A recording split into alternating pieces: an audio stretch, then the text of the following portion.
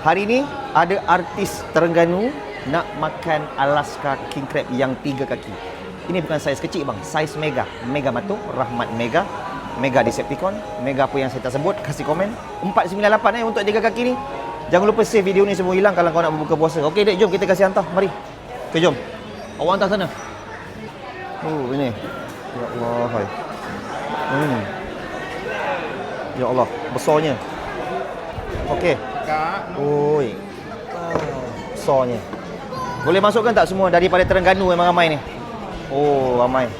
Ni Terengganu di mana ni? Terengganu di Setiu. Setiu ada, Aceh ada. Ramai betul lah ada. Ini semua family semua ni. Ya, family. Baik bang, terima kasih bang. Ada tak kata-kata untuk orang Terengganu? Okey, teruskan.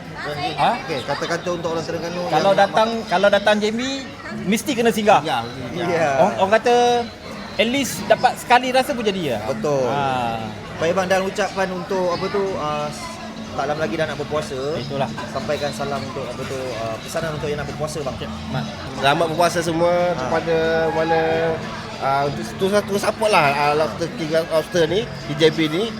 Sebelum puasa pun boleh rasa. Baik. Dalam puasa buka lah. Puasa buka. Puasa pun buka. Nak buka kat Okey. sini pun boleh. Dah buka sini pun boleh. Teruskan. Kita support lah. Kita support. Baik, jangan puasa separuh hari bang. Jangan puasa orang. Yo puasa boyo. Jangan puasa yang yuk. Baik, terima kasih. Satu. Baik, Terengganu support. Na Terengganu kita. Steady orang Terengganu. Terima kasih.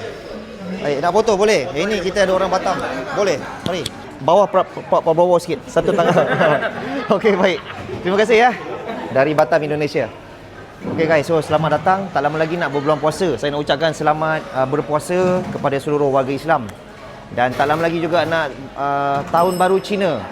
Saya nak mengucapkan selamat Tahun Baru Cina. Ini iklan sekejap. Kita ada nasi lemak kambing kat sini. Kambing pun ada, pulut mangga pun ada. Okey, kasih jalan. Ini udang galah baru 30 je. Nasi lemak udang galah. Okey. Saya nak ucapkan selamat Tahun Baru Cina.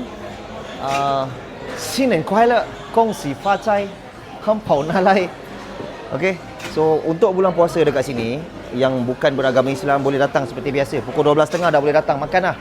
Tapi yang beragama Islam tak boleh lah. Tengok ni lah. Orang makan tak habis bungkus Oh, besar sangat. Besar sangat dia order. Okey.